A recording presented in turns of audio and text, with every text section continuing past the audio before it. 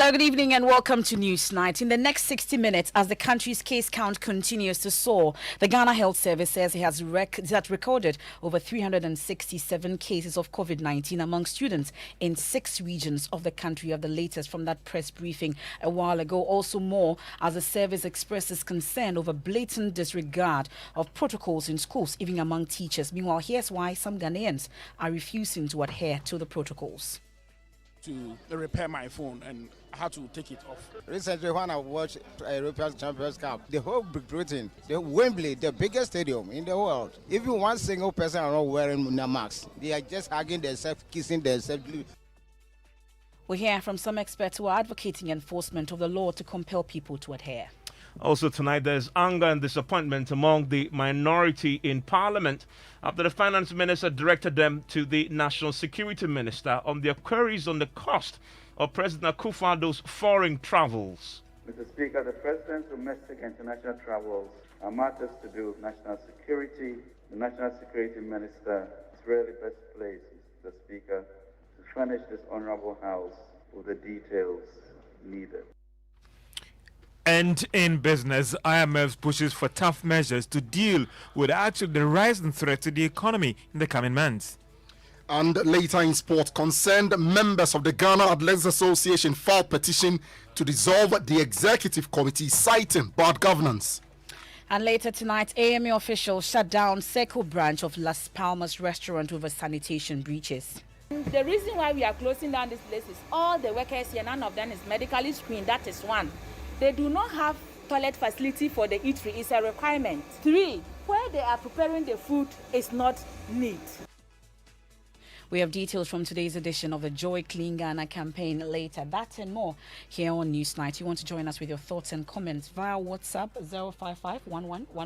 055-1111-997. You're also watching live on Facebook. You can leave your comments there. My name is Mensah. I am Emefa Apawu. And we start tonight with the Ghana Health Service and its latest on the rising cases of COVID-19. It says that more than 367 cases of COVID-19 among students in 6 regions of the country. The latest statistics on this worrying as seen with the Delta variant. Now, these 367 cases were recorded within the last 3 weeks alone. Updating the media on the country's COVID-19 situation, Director General Dr. Patrick Kumabwaji said they've observed a blatant disregard of the protocols instituted ahead of the reopening of schools, even among teachers. Meanwhile, he also said that the current situation will not warrant a total closure of the schools in the country. We know there was a directive somewhere beginning of this week on students going on midterms, amongst others. Well, my colleague, Enes Meno, is at that news conference. He joins us with more on this.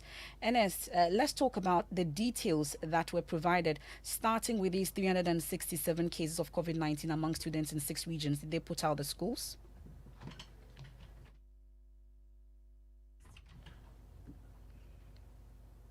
To the senior high school and then to the university. So for the tertiary institution, for instance, you have the University of Education, Winneba, that's the Kumasi campus. They have some 30 cases there. There's Asanteman SHS, 28 cases. When you go to Agona SDA, 18 cases. And there's one Twinkle Star Foundation, obviously a basic school also in there. And so these are students in all 3 levels of our education system, Emefa, and in 6 regions of the country, like you did indicate. So as it stands now, out of the over 300 cases recorded, the active cases are 238, Emefa. But is this a situation they say they are able to control? Do they have the situation under control in these schools? Indeed, the Director General said this situation among students in our schools will not call for a total closure of the schools. It is something that can be contained if all the protocols are adhered to. In fact, he said that at the meeting they had in Kumasi, one of the things that came up was that they observed a blatant disregard of the protocols. A lot of the measures that were put in place ahead of the reopening of schools are not being observed. So the next slide also shows that the positivity rate is also not only the number, the positivity rate is way, and that tells the proportion of people who are becoming positive. When it comes to the school subjects, we've had a total of 367 7 schools have reported cases. With a cumulative total number of cases of 2,453, about 90% of them have already recovered. We have 238 active cases among the students from 6 regions. Apawu has 2 active cases. Ashanti region 151 active cases. Greater Accra is 75, but most of the Ashanti cases are well recorded.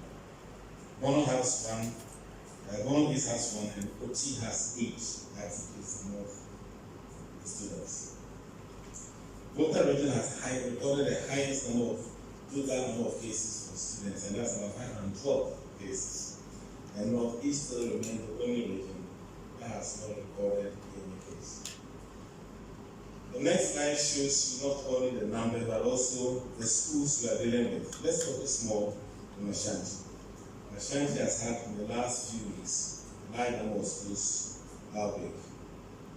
University of Emefa and Mensah has 30 cases, Asantuma 28 cases, Senior High Technical School 20, Agnos ICA 18, Fiakobi 16, Care University 10, and other schools have recorded 29.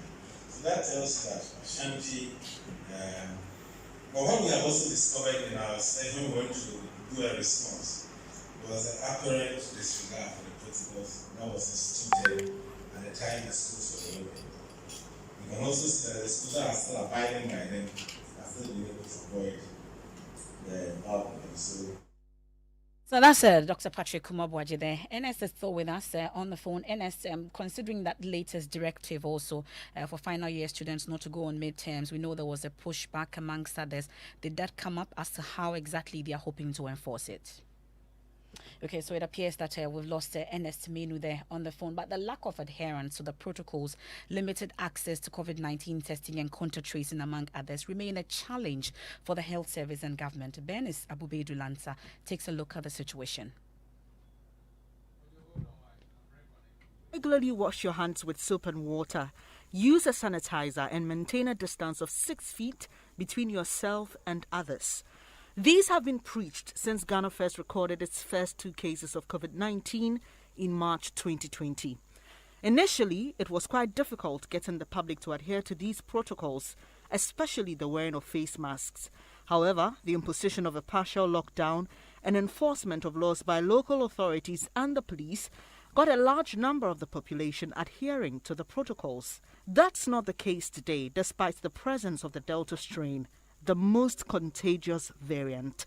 The Ghana Health Service says the lack of adherence to the safety protocols is one of the driving forces of recent infections. Here's Dr. Patrick Kumabwaji, Director General of the Ghana Health Service. On the area of safety protocols, we want to mobilize all our opinion leaders, our religious leaders, traditional leaders, key influencers, etc., in putting in place contextual risk communication messages for locations such as schools and workplaces. Delivering a speech during Tuesday's Eid celebration, President Akufo-Addo warned that the country's COVID-19 case count will increase if protocols are not strictly adhered to. The COVID-19 pandemic is still with us, unfortunately, as we continue to count on the grace of God to protect our country from the ravages of the pandemic. We can only minimize its health effects and avoid a full-blown third wave if we continue to be responsible and observe the safety and hygiene protocol. Research shows that wearing face masks cuts down the chances of transmitting and catching the virus. The President and health authorities have used advocacy and education to get citizens to adhere to the protocols. But will employing these methods alone work? That's Bernice Abubedu-Lansa's report. We can hear from some of you on why you've been letting your guard down. You've been giving us some reasons.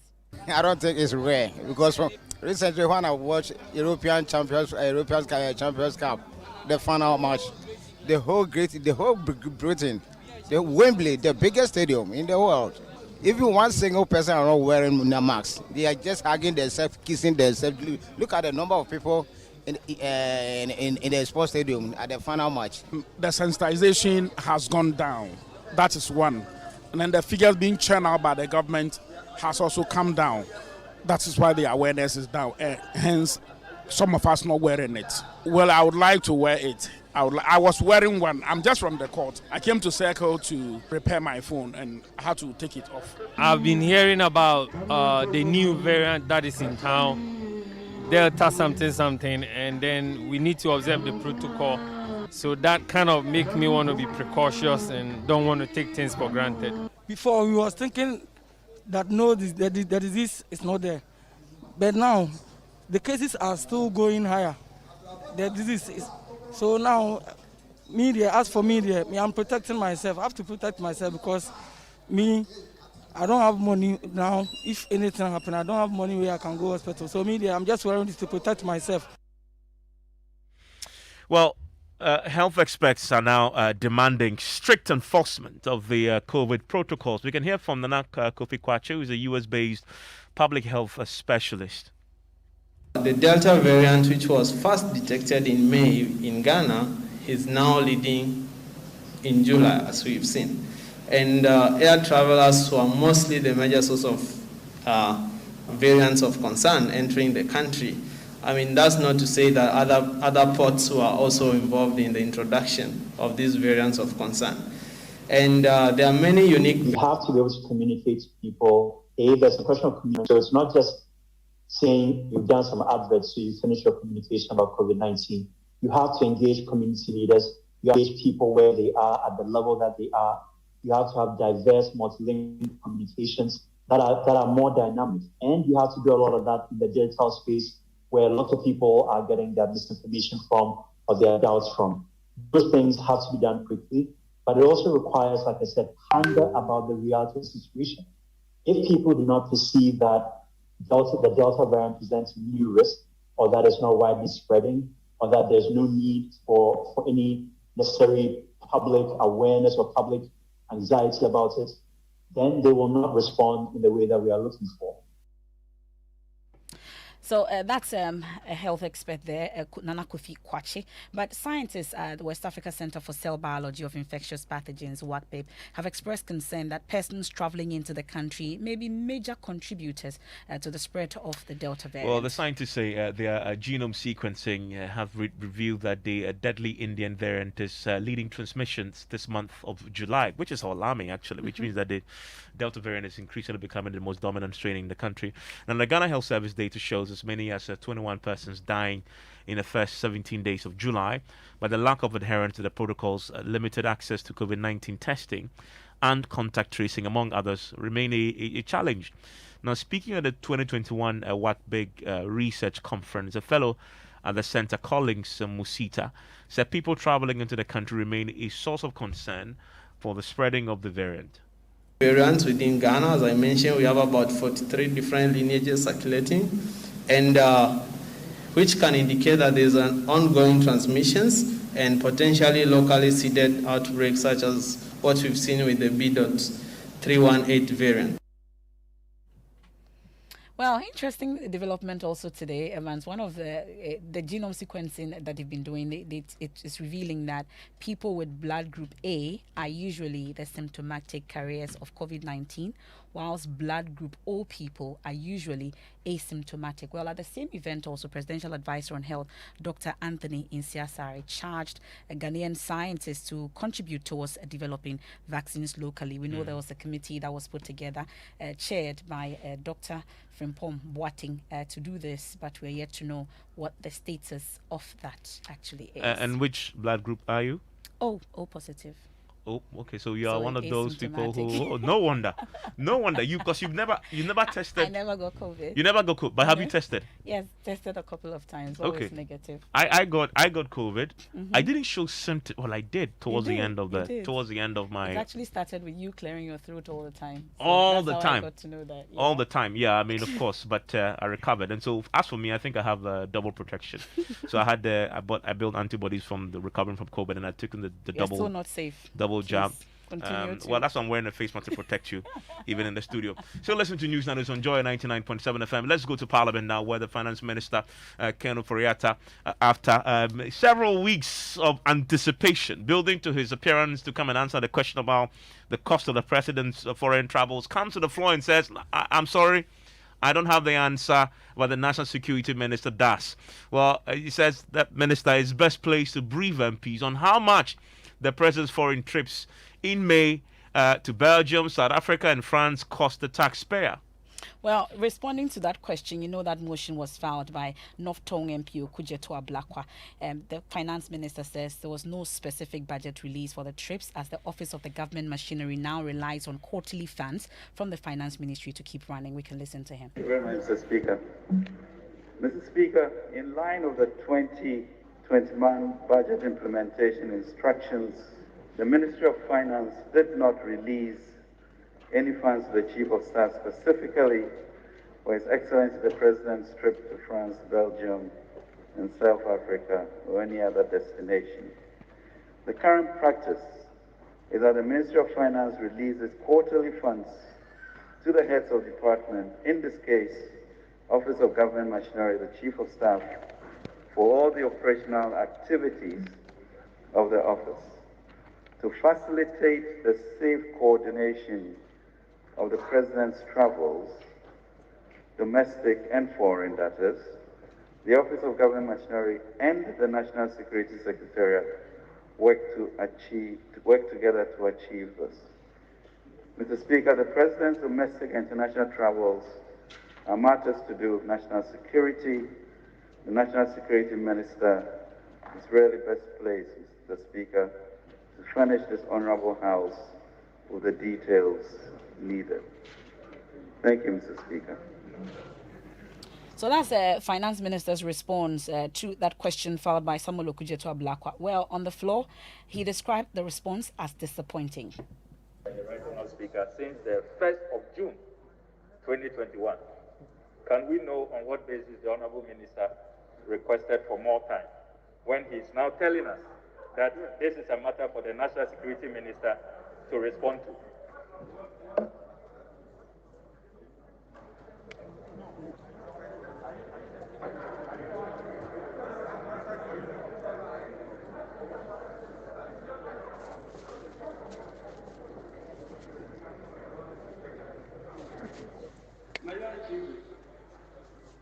Is the member out of order?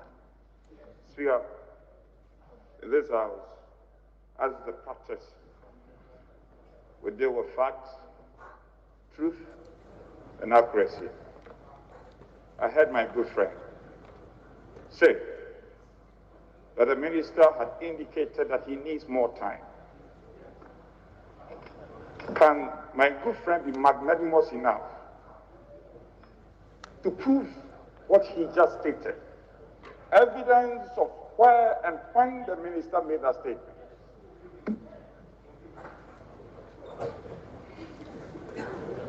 I do expect Majority Chief Whip to interrupt the proceedings this way and to rather ask questions.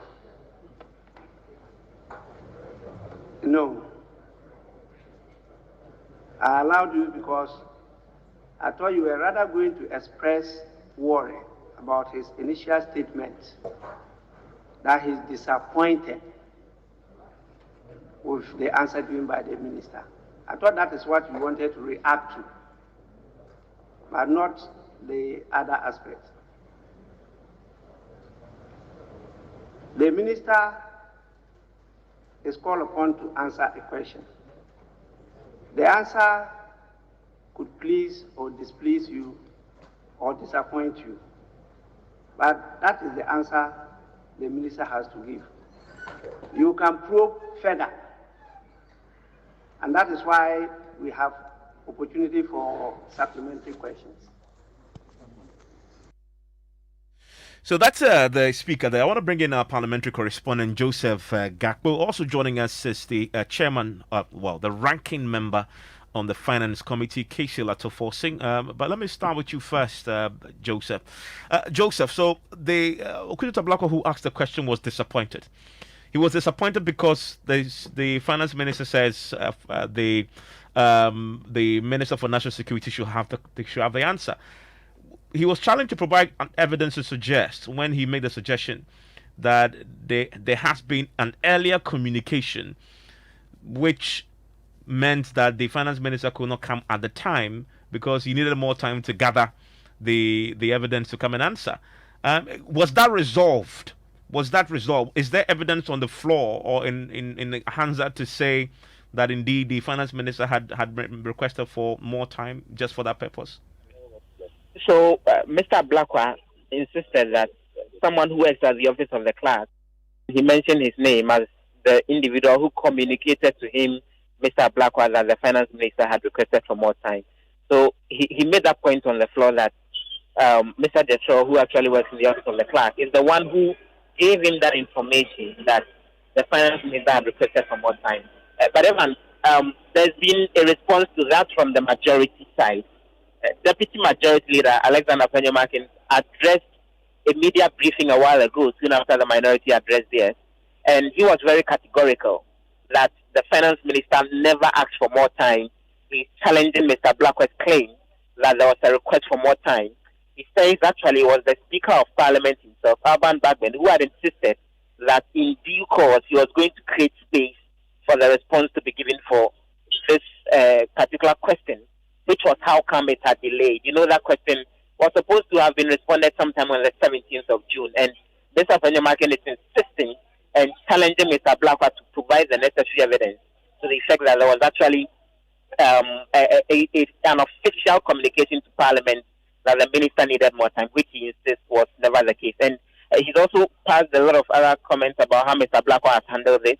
He says Mr. Blackwell took this issue first of all to social media to go put out cooked figures as far as how much the presidency spent on that trip are concerned. And when it came to the floor, even when he tried to raise a lot of the issues, he was repeatedly sat down by the Speaker of Parliament, Alban Bagman himself. Joseph, thank you very much. Let me bring in Kesla Tofosing, who's a ranking on the Finance Committee. Mr. Tofosing, you're on a record to have accused the Finance Minister of cover-up. Why so? Yes, I have.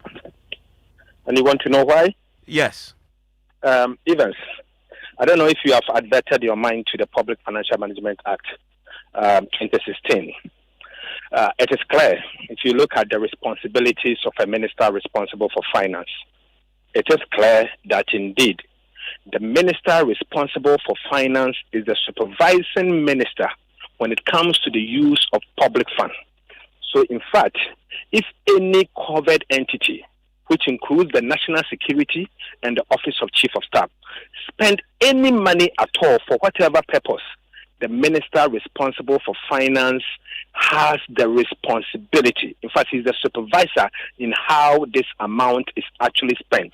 And for any time, any day, he can ask the so-called covered entity to provide the details to him. So I'm surprised that he's trying to say that it's a matter of national security, 1 and 2, we have to go to the Chief of Staff's office before they can provide us those information. But you asked this question on the floor. In fact, you quoted copiously from the appropriate regulations and law to back your question. And didn't you get a response to this?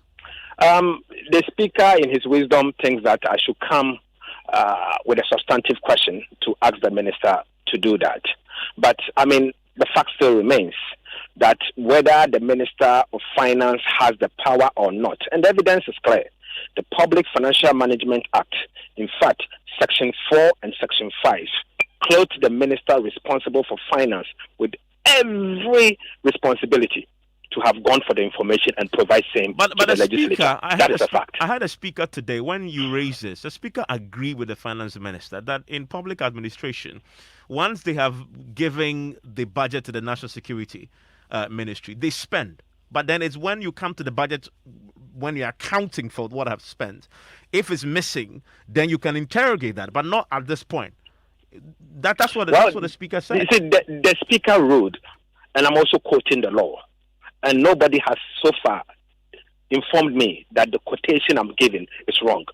I'm quoting the law. I'm coming from the law. The law is clear. Section 4 of the Public Financial Management Act spells out what the responsibility of a minister responsible for finances. And it includes the fact that he's the supervising minister. He's the person that supervises the use of public funds. And at any point in time, he should be in a position to account for same. So I'm not wrong. And the minister should have appeared before us to give us this information. I mean, so I'm not the one saying it. It is the Public Financial Management Act. So you disagree with the speaker? Well, the speaker, I can't disagree with the speaker's ruling, because as a member of parliament, if you disagree with the speaker's ruling, there's a procedure you have to go by. But the same vein, the law is right. And I'm talking about the law. I'm not talking about the speaker's ruling. Okay, I mean, but the speaker is the ultimate interpreter of the law as it regards with the parliamentary proceedings. And in his view, he agrees that what the finance minister did today was an answer. And so, and if you want to really get your answer, the best thing to do is now file a question directed at the National Security Minister, because he's told you where to find it. Will you? I mean, the Honorable Ablakwa, as we speak, has filed a question now. And the question is to get the minister responsible for national security to appear before us and to give us an answer. We are waiting for the minister to come. Grateful, sir. That is Kaisel Atofosing. He is the ranking member on the Finance Committee in Parliament. And so this goes on, Emefa. So we have to now wait. We don't defer to another minister. We have to now wait to hear from the National Security Minister on how much the President's foreign travels cost. So we'll stay a while longer in Parliament because of that Sputnik vaccine probe currently underway. And the minority MP on the committee, Ernest Nogbe, is accusing the Health Minister of breaching the Public Procurement Act. Mr. Ajiman Menu told the committee he did not seek approval from the Public Procurement Authority before signing the sole source contract with Sheikh Maktoum to supply 3.2 million vaccines to the country. Now, he says a request has however gone to the authority requesting a retroactive ratification. Mr. Nogbe says the minister's action contravened the provisions in the law. Mr. Chairman, my question is, was there any publication of public notice and time for comment from the public before you engage in the single source procurement? No. So I put it to you that Section 42 of the Public Procurement Act 663 was violated. Honorable Court, I'll disallow this question because that is not what the law says. That is not what the law says, with respect. Read the act well. The law hasn't said so.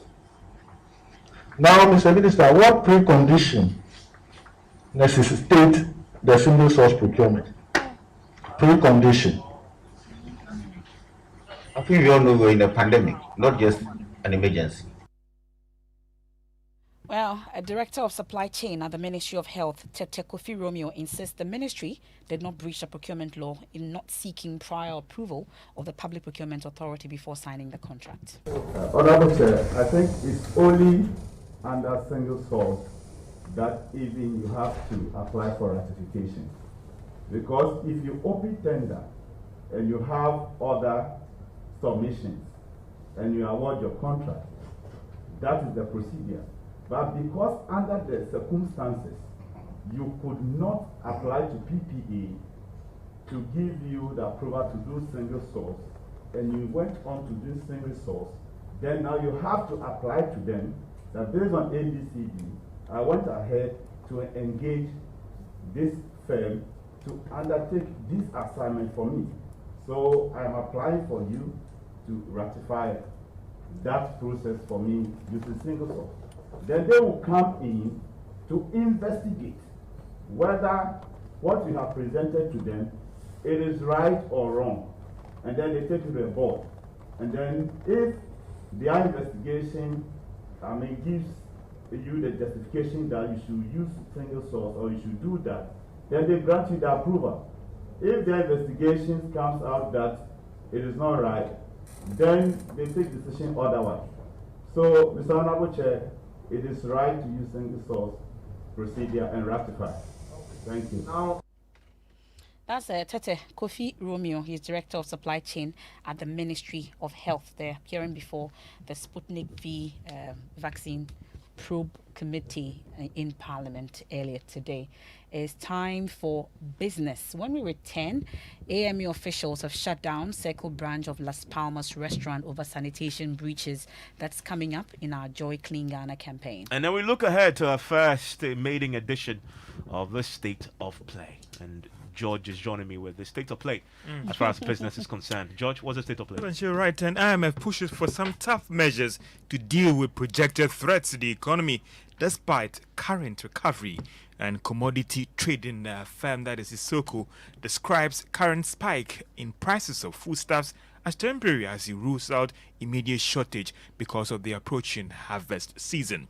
The business news on Newsnight is brought to you by MTN Business. Welcome to the new world of business, Kingdom Books and Stationery and Alliance Life. Let's now settle for the details. The IMF is pushing for some tough measures to be taken now to deal with the projected threats to the economy because of the third wave of COVID-19. Now, this was captured in the IMF's latest assessment on Ghana's economy. There is more in the following text report. The IMF, in its article for consultation, argued that some of these measures, which includes cutting down on expenditure and embarking on aggressive measures to improve revenue, may be needed to help the economy withstand the expected shocks.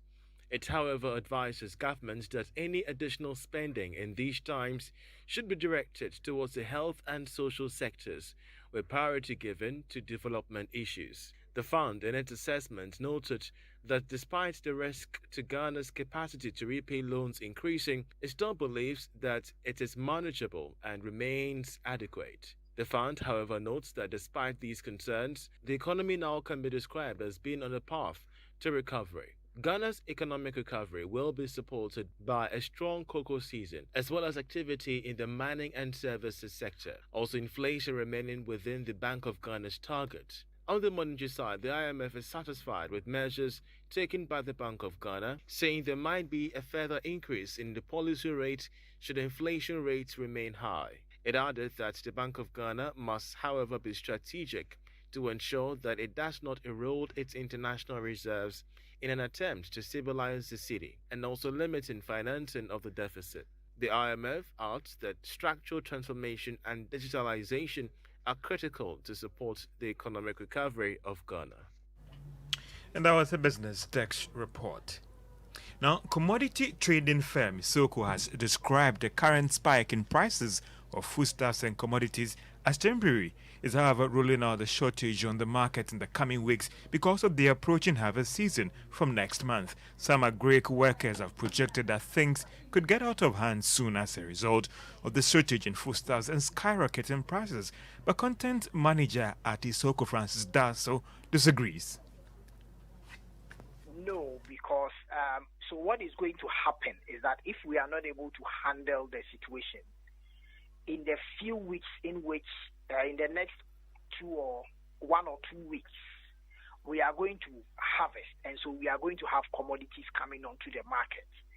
But we are going to feel the impact after both the south and the north have harvested, and then whatever they brought on board is consumed. That is when we are going to really feel the impact of the current situation in which we are. But in the next 1 or 2 weeks, we expect that producers will start bringing produce onto the market because they should start harvesting. I think that the test of our food sufficiency and security will be put to test after September, right? So this is how the production pattern goes. The south is supposed to start harvesting between August to around October. And then the north, that is the northern part of the country, will also begin from October through to mid-December. So it is after when we have depleted whatever stock that comes onto the market, and then we don't have a buffer. So from January onwards, then you see the impact of the situation being felt. January next year? Yes. So you don't think that the current challenge will pursue for that long? Yes, because once commodities or crops begin to come, produce begins to come onto the market, then by virtue of the fact that we are not able to handle the post-harvest very well, I mean, there are gluts on the market which forces prices to drop. And so that is going to happen this year too. But the real test is going to happen when we have depleted whatever stock that comes onto the market. Francis Danso is the content manager at Isoko, Ghana. Now, government has given the firm assurance that it will be helping the local software industry to support the country's cashless drive. This was set after it settled on 3 firms, that is Aptel, ExpressPay and IT Consortium, to develop and manage the Ghana.gov platform. It's expected to be the single digital platform for accessing and paying all government services online. According to government, this move may save the country a lot of money when it comes to foreign exchange. Here is Communications Minister Esle Usokufu speaking at the launch of the Ghana.gov platform. With the passage of time, the sustainability of these initiatives became a challenge, as the long-term operational and maintenance costs were not factored into project design, and the usage of proprietary software meant government could not access and utilize our own data generated by these projects. We had actually begun the procurement process for upgrading the Ghana electronic payment platform when we were introduced to what has now become Ghana.gov, and decided to trust our local fintech consortium against stiff opposition, understandably, both internal and external. And we're determined to build the digital infrastructure to enable this transformation to succeed. We want to grow the software industry in Ghana to be able to develop homegrown digital solutions by Ghanaians. Minister of Digitization and Communication, Esle Usokufu.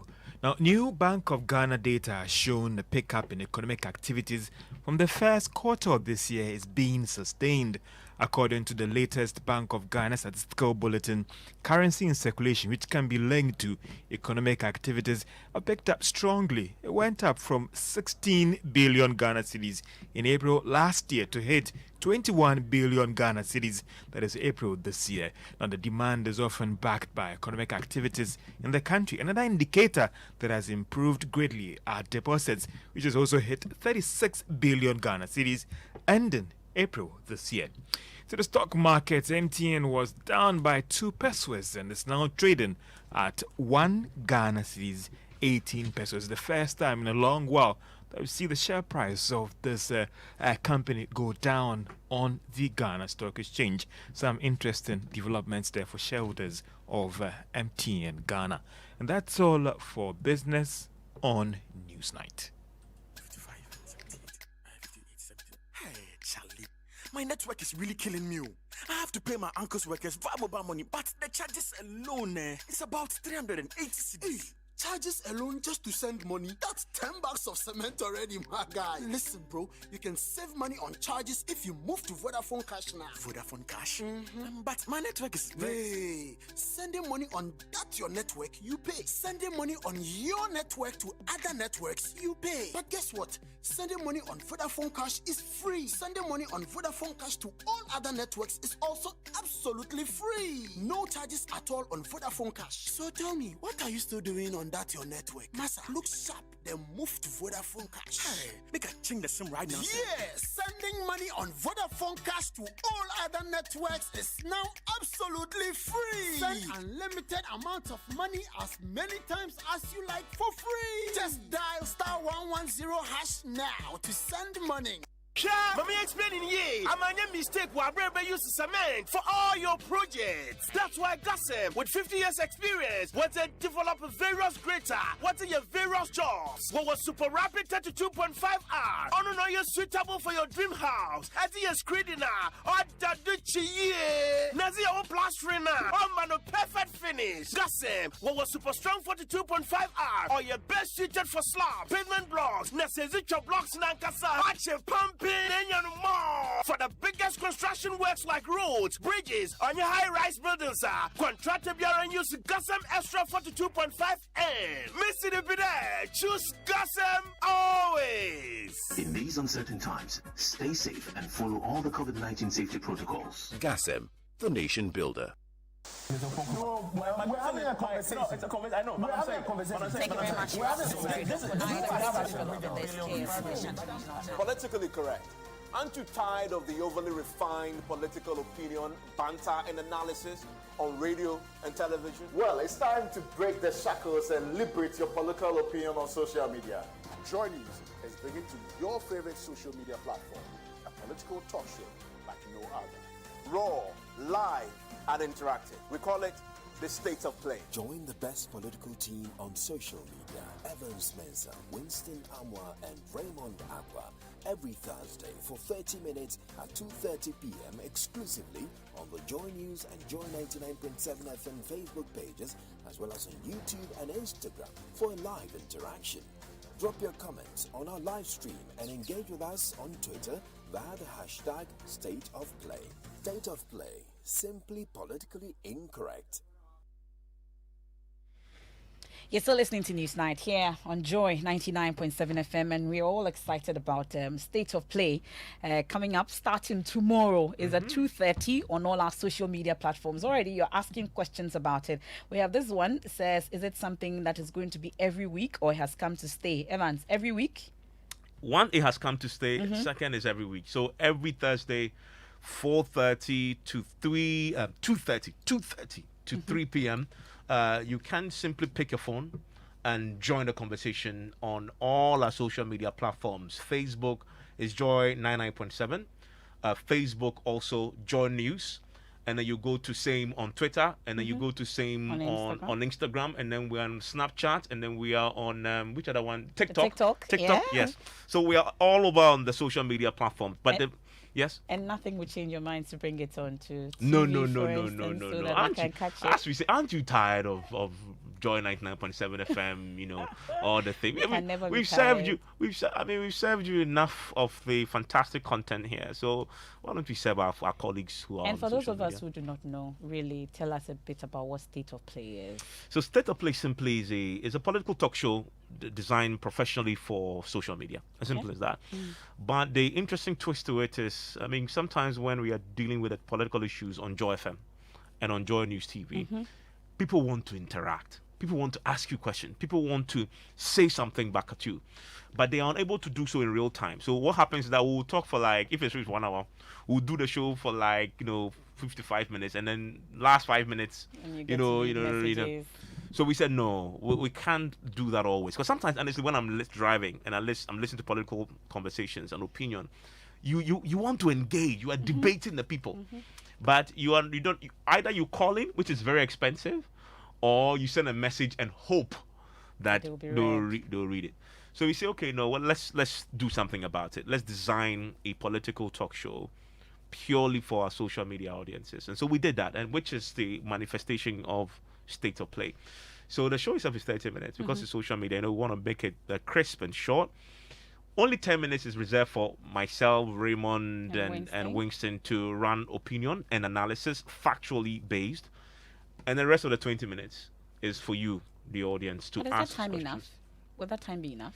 But today Knowing you, Raymond, and Winston. Well, we are going to allow the citizens and the audience to discipline us. Okay. So 10 minutes is what we communicate. We're not going to go beyond it. I mean, today we did the first test run, and 10 minutes strictly. And the producers have been told, we stuck 10 minutes, and then we took a lot of feedback.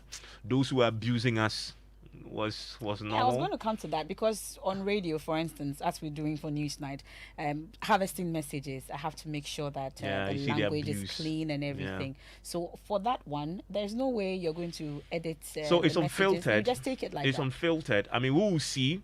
I mean, but of course, I mean, if you are there, you're seeing it as it happens. If somebody's abusing, you see, right? Okay. And in the message that we'll be putting out and responding to, we're not only going to take the ones that we do on Newsnight where they're only saying something really nice, very, cogent. If they're abusing us, we would read to shame purposes. We will read it out, of course. I mean, if they are using abusive language that is libelous. Of course, I'm the host of the show, so I choose to ignore my right to sue you for libel, but I will deal with you right there. I'll tell you my peace of mind in reaction to that. But if you're saying something malicious about somebody else, of course we won't allow that to happen because the rules of professionalism. But if it's about me that you choose to abuse, or Raymond or Winston, we'll give you a nice response. So, for instance, if anybody asks whilst you're doing the program that what's the criteria? Why do we have big heads? All three big heads hosting the show. One of our sub taglines is you get the reaction you deserve. Right there. Yeah. So that's one of our sub taglines. Apart from politically incorrect, you get the response you deserve. So if you come and you think that this is how you get what you deserve. You have tough skin for all the attacks on social media. We all know how that street is. I mean, tomorrow you should tune in at 2:30. We've already collected a few of the messages from social media already on this. Those who are telling us that they are ready for us. They're going to meet us boot for boot. We'll read a few of them. You've laced your boots as well. And we'll invite them to come and join live. And then we'll see, share the link. We'll see who will meet their meter. Oh, okay. Tomorrow. But 2:30. I know that when it comes to Evans and tomorr's topic is exciting. You want to tell us? No, no. Okay. I mean, the flyer should come out tomorrow morning. I'll whisper into you, yes. But it's gonna be brutally frank. I mean, that we promise you, and politically incorrect. State of play tomorrow. All our social media platforms: TikTok, YouTube, Facebook, Joy 99.7 FM, Joy News. All our platforms right there. Tomorrow at 2:30 p.m. Raymond Nakwa, Evans Mensah, Winston Namwa, State of Play. You want to catch that? Well, I'll go through some of your messages before we quickly get into sport. This one from Kofi Sedu says, I congratulate Dr. Dampare for his appointment as the acting IGP, but I advise him not to be swollen-headed because in Ghana, those who hail you are the same people who will bring you down. Kofi Mensah, Teshinungwa says, so the finance minister only releases cash but does not check how the cash is used. A question. Citizen Sika Togo from East Legon says it is disingenuous and hollow that for all the laxity in enforcing COVID-19 laws and protocols by the state, the leadership can only turn around to point accusing fingers towards the general public on the almost non-existent observation of established health protocols. What about Lanyo?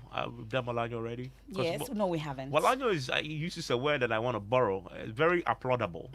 Very applaudable that IGP is changed, and we wish the new IGP all the best, and it should be a challenge to him to deliver to the trust to the trust that the president put. Of course, he has to make sure the president's faith in him is paid. Once again, congratulations, sir. Lincoln Nakwitaman says, let's hope that a new IGP will bring total discipline to the entire police service. Redeeming the image of the service should be on this agenda. And then these cleanup exercises should be extended to all regional capitals, especially in Tichiban, because typhoid is escalating these days and hospitals are becoming full. And worry. Please, that's from Fred in Tiburi. We have Joy Clean Ghana campaign coming up shortly.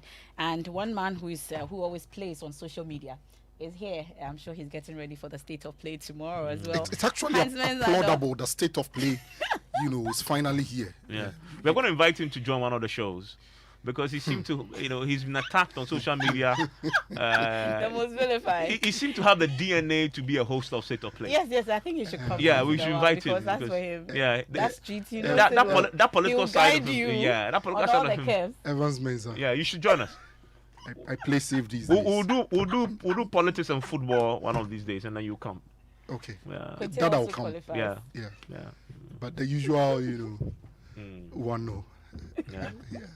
I had my tie deflated at the Accra Sports Stadium. So. Exactly. Well, some concerned members of the Ghana Athletics Association, they filed a petition to, among other things, remove the association's president, Professor Francis Dodu, and the General Secretary, Bawa Fuseni. They've also asked for the dissolution of the board, citing bad governance. Mr. Princeworth Anani Asari is the representative of the association's technical committee. And we ask government to intervene in this. We want fair, trustworthy administration. If they cannot, if the executives cannot do this with credible governance, then they should leave office. We want the executive committee, together with the Secretary General, to step down honorably, or serious investigation will take place on the issues enumerated against them in the document we have attached. We want to advise Mr. Charles Osei Sibe, from the president of Arm Wrestling Federation to to honorably step down and leave the marketing and vice presidency to the affairs of the people in athletics to manage. He's in the wrong territory. Concerning Mr. Sibe's election, we said that it should be null and void because his position for the selection did not go through due process. And that one also has been referred. Prince Wat Anani Asari is a man speaking there. He's a member of the Ghana Athletics Association, and Evans Ghana has made global headlines, and I'm sure you know why we've made the headlines globally. I mean, the news is in the Mirror, is in the Sun, is Talk Sports, it's everywhere, across all the other, international media houses, and we already understand that the Ghana Football Association will be naming the specific parties with, questions to answer in the coming days. That's one of those fascinating stories that comes once in a lifetime, indeed. Thank you very much, Hans. Well, governance think tank tonight, Send Ghana, is calling for prompt investigations into Asin Central MP Kennedy Ejipon's comment, suggesting Love FM journalist Erasus Asare Donko ought to be beaten. Well, of course, here, the Multimedia Group Limited, we filed a petition with the police asking that verbal attacks on its staff be investigated. The Speaker of Parliament has referred the issue to the Privileges Committee following calls by the Tamale and North MP Hassan Suhini for the Asin Central legislator to be sanctioned. Well, Send Ghana is the latest civil society group to have waded into the subject. My colleague Emefa Apawu, of course, has the details of this.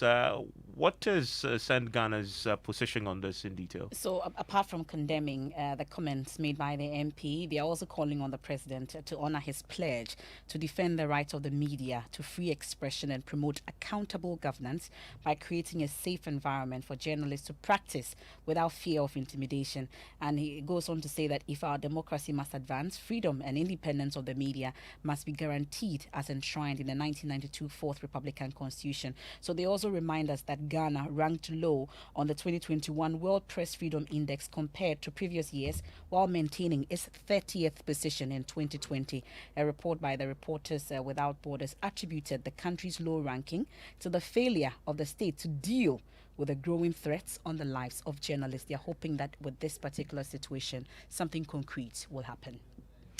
This is the Chief Executive Officer of Send Ghana, Siafa Kamara, on the issue. For us in Send, we regard the media and the modern media platform, Joy FM in particular, as an important pillar of the work that we do to promote good governance, accountability, and transparency. So if they are threatened, we also feel threatened.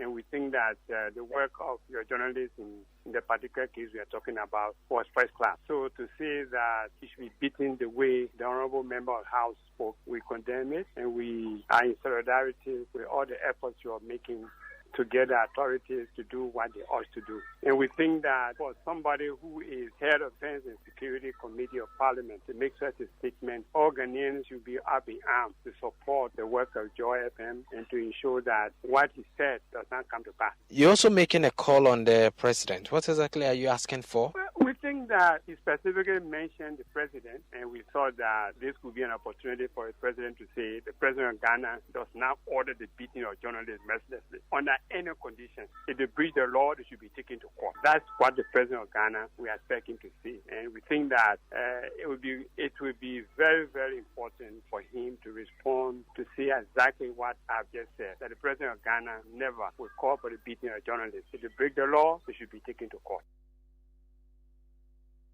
That's Siafa Kamara, Chief Executive Officer of Send Ghana. Evans, I'm sure we're picking up information on the latest on the police investigation since we filed that petition to them. What do we know? Well, the Ashanti Regional Police say they've taken a statement from Erasa Saridonko. We know that because we accompany our lawyers went with him to the police headquarters in Ashanti Regional Capital. They say they've done with their part of the investigations. And they have, however, forwarded the case docket to the police headquarters here in Accra to continue with the probe because the comments by the Asin Central MP were made in the national capital. The key question, though, remains that the man, our colleague who was threatened, they've spoken to him.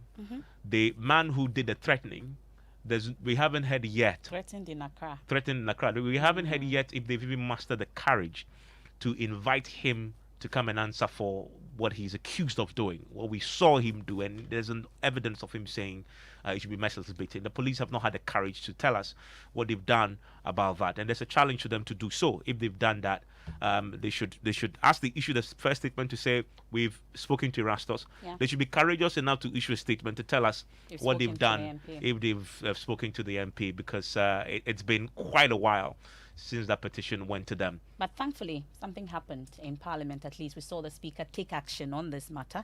Since we petitioned them, it was referred to the Privileges Committee. What's the status of that? Unfortunately, we learnt that the chairman of the committee was taking ill, had not been well, and thankfully he's been nursed back to full health. And so they are yet to set a timeline for the first meeting of this Privileges Committee. But the certainty is that it's been referred. And so, as we know, once the referral is not been recanted, that should continue and the probe should happen into this. Let's see, Parliament also will have the courage to go the full hog and pursue this matter to its logical conclusion, which is what we demand, the least we expect of our institutions, particularly the police on this matter, because there's a criminal issue, and we still wait. There's a challenge to them to tell us what they have done with the MP who, in fact, issued those threats. Well, it's time for us to clean, and environmental health officers of the Accra Metropolitan Assembly have shut down the Kwame Nkrumah branch of Las Palmas restaurant over sanitation breaches. Now, this was after a visit by the Joy Clean Ghana team. It reviewed the popular eatery, which receives hundreds of patrons daily. You know Las Palmas? Mm-hmm. Prepares and sells food under insanitary conditions. Apart from failure by staff there to produce their health certificates, the kitchen itself had thick, dark cobwebs suspending right on top of the food. Director of Public Health at the AMA, Florence Kuchi, will have none of that. Manuel Cranting was with the team. Here's more.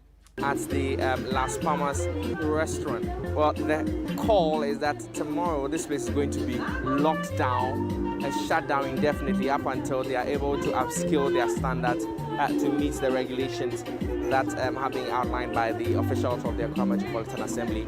The reason why we are closing down this place is all the workers here, none of them is medically screened. That is one. They do not have toilet facility for the eatery. It's a requirement. 3, where they are preparing the food is not neat. That is it. So we want them to clean up the whole place. The owner will